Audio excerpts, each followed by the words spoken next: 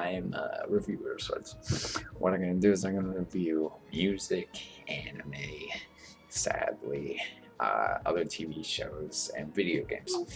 So the reason I'm in a video game right now is not because I'm gonna review this game. I'm just gonna play this game over my videos because I'm not gonna be able to play clips of whatever show I'm gonna review, and probably not the music that I'm gonna review, depending on how I learn copyright laws of this Nazi website, YouTube. Anyway, today I'm actually going to be reviewing Death Parade, which is an anime, and if you didn't know, it's by the same people who did Death Note, the critically acclaimed mediocre masterpiece. It's actually a pretty good show. Anyway, Death Parade, on the other hand, is nothing like Death Note. It's the kind of show that doesn't really have a solid story arc. Every episode it introduces new characters, and they build off of those characters, although you'll never really see the ones they show again in future episodes. So I'll give you a basic summary of the story so that you can have an idea of what I'm talking about. So it describes more like the pre-afterlife, post-death experience, where people are judged and sent to their according afterlife, either reincarnation or the void.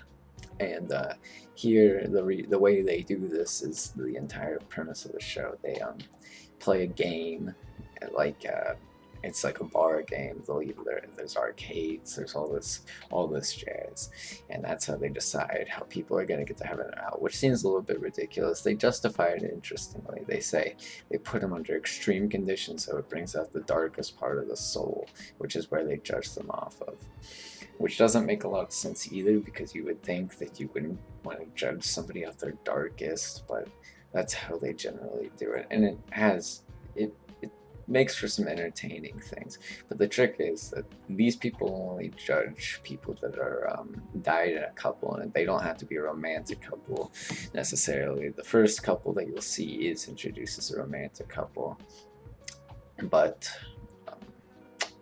the thing is, the important thing is that they die together, and they play that well. They play games together to see, like, basic stuff. Like the first people, they are playing a dark game, and they think the Death, the Arbiter, will make you think that the game is risking your life, that if you lose, you die, and that's the goal. They want to make people so fearful of death that they'll go to any lengths to win, and to do that. And when they do that, they show their darkness, how evil they truly are. But that'll learn at least some questions, like the Arbiters aren't human, so how can they possibly judge this part of the human soul? And the way they justify that is by adding a character whose name is not given until the last couple episodes, and she is really where the only story comes, and she's the only character that an actual story arc is realized through. And she's a good character. You can see they develop her pretty well, but she isn't really unraveled until the last 2 episodes, which is okay. It leaves a lot of questions. You can kind of guess which kind of person she was before she died, because she lost all of her memory on why she's there, and so the lady decides that the lady, being this person who runs the whole thing, decides that she should work as an arbiter with Desum and judge people. So that's really how it is. And what she does is, when they introduce new characters, they'll introduce 2 characters every episode pretty much that'll face off in these games and be judged and put into an afterlife, and you get to piece how they died. And what the lady does, the other arbiter, she gives a human opinion on the situation, which is interesting, and it's a fun take on the afterlife. It's a fun take on life and death, and it does put things into perspective a little. But when the show's weakest, some of the more seriousness can seem kind of cheesy, since the whole thing is done in a game show kind of fashion. But that's a little nitpicky. So let's look at character development, since that's widely important to me, because there's not a lot of that. The only character that really develops is Des. is Desum, who sorry about that. Is Desum, who it's from the you'll see him change as the unnamed lady will give him give him more insight on the human psyche, since he does not have that feeling, which is which is the show's strongest point, developing Desum into a complex character, and even then he doesn't get that complex.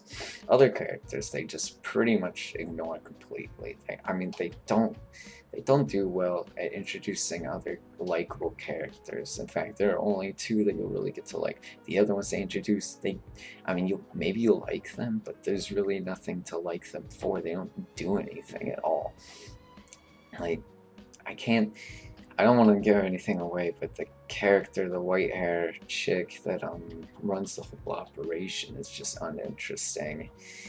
I mean, she doesn't really do anything. You can tell she has ulterior motives, like there's no doubt about it, but otherwise they don't go into her. They don't go into the way she deals with the situations that Desmond and the unnamed lady create in their arbiter, the way they handle things.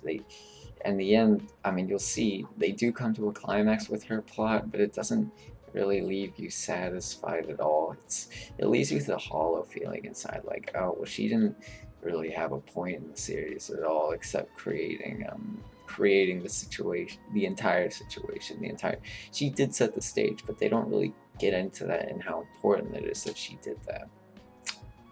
And she is a character that I think they really could have gone more into. It would have made a lot of sense if they introduced her differently and developed her into an actual meaningful character. The thing is, they only developed two characters into meaningful characters, the Desmond and the unnamed lady. And even the unnamed lady, like, it's the last two episodes are the only two episodes where you get to see her become a character worth talking about. Otherwise, she's completely irrelevant. I mean, completely irrelevant. That is completely untrue. I'm sorry. I mean, she is just, you don't really have anything to piece her life together with, because that's what you should be trying to do, and you don't really get to do that until the last couple episodes, when you learn what that weird ass book means, and it doesn't make a lot of sense even then. It does, but I will admit it does spark some strong emotions of sadness. It's a very sad show in those couple moments, but it's not a sad show when it's trying to use the characters that they introduce here and there. Like, they introduce new characters every episode, or every couple of episodes, I suppose, because those are those characters going through the trial. And it's interesting how Desmond and the lady perceives them. I'm gonna keep calling her the lady because she no name. But otherwise, those characters, I mean, there's no way you can possibly get attached to them. Other shows that do that well, they introduce characters per an episode. They do introduce them well, and they describe them in a meaningful way that you can actually like the characters. But the thing is, it's really hard to like these characters. The only ones I could truly enjoy were maybe the detective, who had some very deep psychological problems, but otherwise all the other characters were dry and unlikable. That's my main issue with the show. Otherwise, I enjoyed it. The art style was cool. I liked it. It didn't really strike me as unique, but it wasn't bad.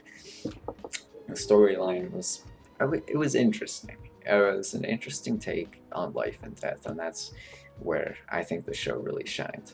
Otherwise, characters were pretty weak. It was not that strong of a show, but it's 12 for 12 episodes. I recommend it. It was a solid 5 out of 10. Alright, that was my first review. Hopefully it wasn't too shit. Thanks for watching.